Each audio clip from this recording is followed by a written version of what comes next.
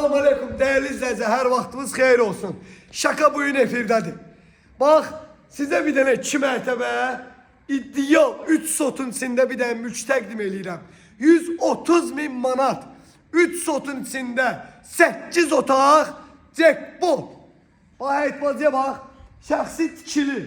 Heç bir qonşunun pəncərəsi də bax, bu həyətin için görmür. Heç nə. Değerli izleyiciler, bura gəlin. Bak bir daha video sona kimi bak, sona kimi bak. Bak evin arkasında yerine bakıyorum. Bir daha bak, kesmeyin ha videonu. Video beğenip kaydetmeyi unutmayın. Bu ev kalmayacak. 130.000 manat değerinden indirim var. Ferdi yaşayış. Bak güzel insan, evin arkasında.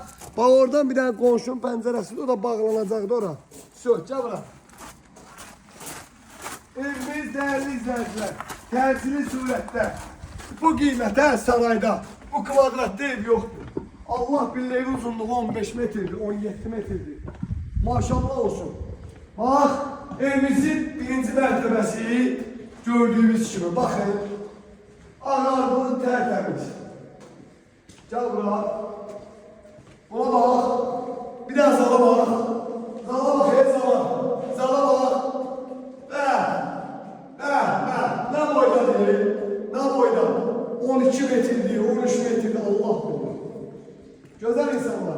Bak burada ağardılıb, emosiya vurulub. Burada da sanitar qovşaqları da aşağıda təmirsizdir, adda inir ikisi də. Və indi çıxıram evin ikinci mərtəbəsinə. Lüks təmirli. Bu bildi də hələ, bunu başıq bırak.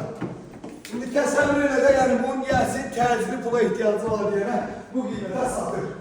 Bak kalktın yukarı, bir tane kaydoru bir tane orada. Kaydora bana ellerimi satmıyor. Tek bol. Ama burada bir tane sanitar konuşları var. Gel eve bak eve. Bak. Her bir şey hazır. Şəxsi tikili. Şaka efirdədir. Sıkmadım. Ciddi ama. Sana bir tane mətbəs göstərəm. Bak, bu qiymətə sana yer yoxdur. Sana bir tane mətbəs göstərəm ha. Futbol stadyonu. Yok diye böyle bir şey. Ancak Allah'ıyla başla. Tamam.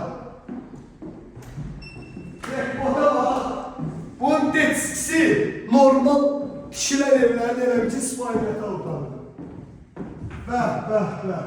Vay, uşaq ortamına bakayım kardeş. Hazır dizaynli. Güzel insanlar. Tələssünü bu ev almağa. Hələ zala bak. Zala bak. Değerli izleyiciler, rahat diyebilirler ki 170, belki de 180 kvadrat ev. Maşallah restoranı təşkiliyiz. Buna bakayım buna. Bak. İspanya bakayım. Normal evlerde evimiz sağlıdır. Allah eylemesin. Burası İspanya. Saklayın videonu. İnşallah real ciddi fikir olandan əlaqə saklayın.